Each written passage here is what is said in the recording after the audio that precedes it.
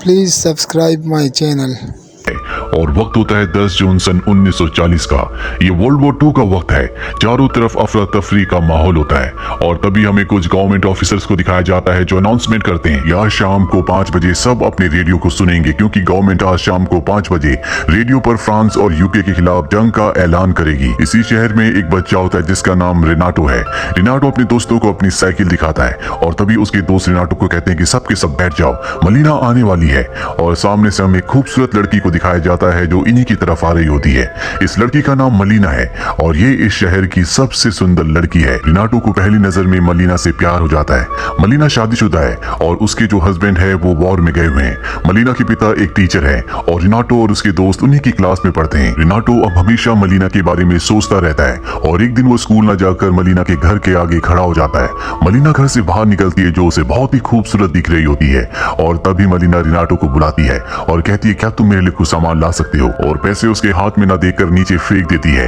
और रेनाटो जब पैसों को उठा रहा होता है तभी उसकी नींद खुल जाती है। दरअसल ये उसका एक सपना होता है। रेनाटो मलीना की तरह बड़ा लगना चाहता है, यानी कि वो उसे अपने लायक बनाना चाहता है। इसीलिए अपने पिता की पैंट को लेकर वो टेलर के पास जाता है और कहता है कि इस पैंट को मेरी साइज का कर दो, क्योंकि अब वो हाफ पैंट नहीं बल्कि बड़ों की तरह फुल पैंट पहनना चाहता है ताकि मलीना को इम्प्रेस कर सके, मलीना की नजर में बड़ा दिख सके। और जब रेनाटो घर जाता है तो उसके पिता उसे बहुत बुरी तरह से मारते हैं, क्योंकि उन्हें पता चल चुका है कि उसने उन्हीं की पैंट कटवाकर अपनी पैंट बनवा ली है। और रेनाटो को इस बात से कोई फर्क नहीं पड़ता क्योंकि वो मलीना से प्यार करने लगा है। इसीलिए रात को जब सब सो जाते हैं तो मलीना के घर के बाहर जाता है, उसकी दीवार पर एक छेद बनाता है और उस छेद से वो मलीना को देखता है जो अंदर अपने पति की फोटो को पकड़कर एक म्यूजिक पर डांस कर रही होती है।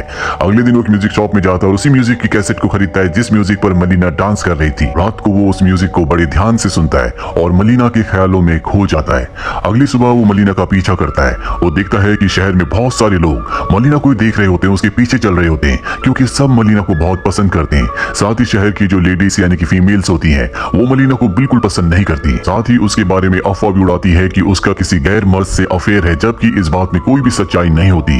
ये बात सुनकर रेनाटो को भी बहुत दुख होता है और वो लगातार मलीना का पीछा करता रहता है। मलीना एक घर में जाती है और ये घर उसके पिता का होता है। दरअसल मलीना हर रोज अपने पिता की टेक केयर करने के लिए यहाँ पर आती है और रेनाटो को अब यकीन हो चुका है कि मलीना का किसी से कोई अफेयर नहीं है, जिससे उसे बहुत खुशी मिलती है। और कुछ दिनों के बाद टाउन में सरकारी ऑफिसर्स आते हैं जो सबको बताते हैं कि जंग में हमारे बहुत सारे सिपाही शहीद हो गए, जिसमें मलीना के हस्बैंड का नाम भी बताया जाता है। और मलीना के हस्बैंड का नाम सुनकर टाउन के सभी लोग बहुत ज्यादा खुश हो जाते हैं। उन्हें लगता है कि अब वो मलीना पर चांस मार सकते हैं। रेनाटो को उन सब की सोच पर बहुत गुस्सा आता है, लेकिन वो उन्हें कुछ नहीं कह सकता क्योंकि अभी वो बहुत छोटा है। रेनाटो मलीना के पिता के घर जाता है। मलीना इस वक्त अपने पिता के घर पर ही होती है, वो कमरे में रो रही होती है। रेनाटो उसके पास जाता है और कहता है कि तुम चिंता मत करो, मैं हमेशा तुम्हारे साथ रहूंगा, हमेशा तुम्हारा साथ दूंगा, बस एक बार मुझे बड़ा होने दो। दरअसल ये रेनाटो की इमेजिनेशन होती है, ये सब वो अपने दिमाग में सोच रहा होता है, जबकि हकीकत में वो आज तक मलीना से कभी मिला ही नहीं। इसके बाद वो चर्च आता है और वो गौर से कहता है कि आप मलीना को इस शहर के लोगों से बचाना, मैं हर रोज आकर यहाँ पर कैंडल जलाऊंगा। दरअसल उसे मलीना की बहुत ज्यादा चिंता है। इसके बाद एक बार फिर से वो मलीना के घर जाता है, जहाँ पर मलीना दुखी और परेशान अपने कपड़े सुखाकर घर के अंदर चली जाती है। रेनाटो उसके जाने के बाद उसके कपड़े वहां से चुरा कर भाग जाता है। दरअसल वो उसे बहुत याद करता है, इसीलिए उसकी याद में उसके कपड़े अपने घर ले जाता है।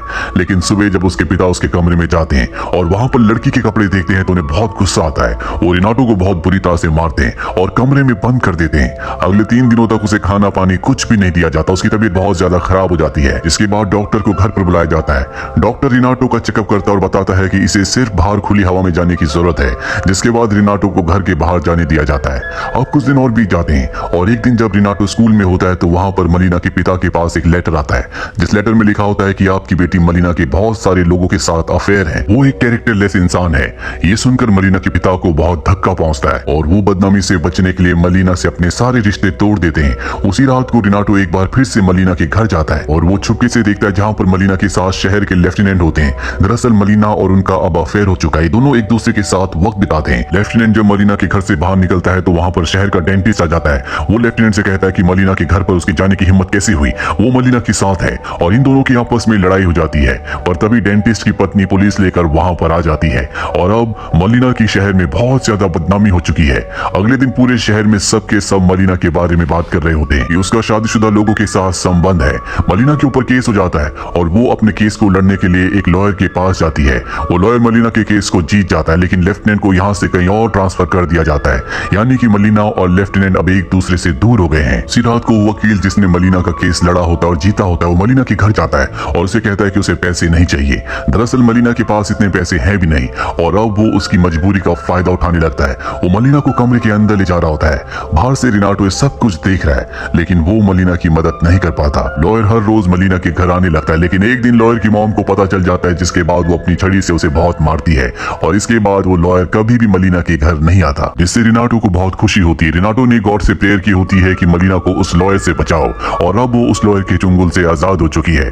कुछ दिन बीत जाते और इनके शहर में बहुत सारे बॉम्ब गिरते हैं, क्योंकि हिटलर की यानी कि जर्मन की सेना ने इनके शहर के ऊपर अटैक कर दिया होता है और इस अटैक में मलिना के पिता की मृत्यु हो जाती है। मलिना इस दुनिया में अब पूरी तरह से अकेली हो चुकी है। उसके हस्बैंड मारे गए हैं जिनसे बहुत प्यार करती है। साथ ही अब उसके पिता इस दुनिया में नहीं रहे, ना ही उसके पास पैसे हैं और ना ही कोई उसे शहर में किसी तरह का काम देता है। रात को वो अपने बाल काट देती है, साथ ही वो अपने बालों को कलर भी कर देती है, जिसका मतलब ये है कि वो अपने शरीर को बेचकर अब पैसे कमाएगी, क्योंकि इसके अलावा उसके पास कोई भी रास्ता नहीं है। अगले दिन मलिना अपने नए रूप में एक कैफे के बाहर जाकर बैठ जाती है। आसपास जितने भी लोग होते हैं वो सब के सब मलिना को देखकर खुश हो जाते हैं, क्योंकि उन्हें समझ में आ चुका है कि मलिना अब क्या काम कर रही है, और वो सब यही चाहते थे क्योंकि अब वो पैसों से मलिना का फायदा उठा सकते हैं। मलिना के इस नए रूप से इस पूरे शहर में सिर्फ एक ही इंसान होता है जो दुखी है, और वो होता है रिनाटो। कुछ दिन और बीत जाते हैं और जर्मन सेना पूरी तरह से शहर पर अपना कब्जा कर लेती है, और एक दिन मलिना अपनी दोस्त के साथ जर्मन ऑफिसर्स के साथ यहाँ से चली जाती है, जो देखकर रिनाटो को बहुत दुख होता है और वो वहीं पर बेहोश हो जाता है। रिनाटो की मॉम को लगता है कि उसके ऊपर भूत प्रेत का साया है, इसीलिए वो रिनाटो को चर्च में प्रीस्ट के पास ले जाती है, जो उसके ऊपर एक्सॉर्सिज्म करता है। पर रिनाटो के पिता को समझ में आ चुका है कि रिनाटो को क्या हुआ है, इसीलिए उसके पिता अगले दिन उसे एक जगह ले जाते हैं जहाँ पर एक खूबसूरत लड़की होती है, जिसे रिनाटो मलिना के रूप में विजुअलाइज करता है। इसके बाद वो पूरी तरह से ठीक हो जाता है। कुछ और वक्त बीतता है और अब यहाँ पर अमेरिकी सेना आ चुकी है। जर्मन सेना यहाँ से निकल जाती है, यानी कि अब वॉर पूरी तरह से खत्म हो गई है। वॉर खत्म होने के बाद शहर की जितनी भी औरतें होती हैं वो सब की सब मलिना से नफरत करती है। वो एक होटल के अंदर जाकर मलिना को बाहर लेकर आती है, उसके बाल काट दिए जाते हैं, साथ ही उसके चेहरे को काला किया जाता है, उसे बहुत बुरी तरह से मारा जाता है। ये सब कुछ रिनाटो देख रहा होता है, लेकिन वो मलिना की मदद नहीं कर पाता, जिसके बाद मलिना को इस शहर को छोड़कर जाना पड़ता है। रिनाटो उसे देखता रहता है, उसे जाते हुए देखकर उससे बहुत दुख होता है, पर वो उसे रोक नहीं सकता। कुछ महीने बीत जाते हैं और अब दिखाया जाता है कि मलिना के हस्बैंड, जिनके बारे में अनाउंस किया गया था कि वो वॉर में मारे जा चुके हैं, वो अब भी जिंदा होते हैं। दरअसल वो एक वॉर प्रिजनर थे, उन्होंने वॉर में अपने एक हाथ खो दिया है और वो इस शहर में वापस अपनी पत्नी मलिना को ढूंढने के लिए आए हैं, लेकिन उन्हें मलिना कहीं नहीं मिलती। साथ ही शहर के सब लोग उन्हें मलिना के बारे में बहुत कुछ उल्टा सीधा बताते हैं, किस तरह से उसकी पत्नी ने गलत रास्तों पर चलकर पैसे कमाए। ये सुनकर उसके पति को बहुत दुख होता है। रिनाटो भी ये सब कुछ ऑब्जर्व कर रहा होता है। मलिना के पति को सच्चाई नहीं बताई जाती कि शहर के लोगों ने मलिना के साथ किस तरह से व्यवहार किया, कि इन हालातों में उसे गलत रास्तों को चुनना पड़ा, लेकिन रिनाटो ये सब कुछ उसे बताना चाहता है। इसीलिए एक रात को जब मलिना के पति सो रहे होते हैं तो रिनाटो एक लेटर में सब कुछ लिखकर उनके पास रखकर वहां से चला जाता है। अब जब मलिना के हस्बैंड उस लेटर को पढ़ते हैं तो उसमें रिनाटो ने लिखा था कि मलिना तुमसे बहुत प्यार करती है, वो हमेशा तुम्हारे लिए ईमानदार थी, लेकिन तुम्हारी मृत्यु की जब खबर आई तो इसके बाद शहर के लोगों ने उस पर बहुत अत्याचार किए और मजबूरी में उसे गलत रास्ते को अपनाना पड़ा, और अब वो हमेशा के लिए शहर को छोड़कर मैसीना शहर चली गई है। ये सारी सच्चाई जानने के बाद मलिना का हस्बैंड भी मैसीना शहर के लिए निकल पड़ता है, और ठीक एक साल बाद दिखाया जाता है कि मलिना का हस्बैंड मलिना को लेकर वापस इसी शहर में आ चुका है। मलिना को उसके हस्बैंड के साथ देखकर पूरा का पूरा शहर हैरान होता है। रिनाटो भी इस भीड़ में होता है जो मलिना को देख रहा होता है। उसे देखकर उसे बहुत खुशी होती है, लेकिन अब रिनाटो भी एक अपनी उम्र की लड़की के साथ है जिसे वो डेट कर रहा है।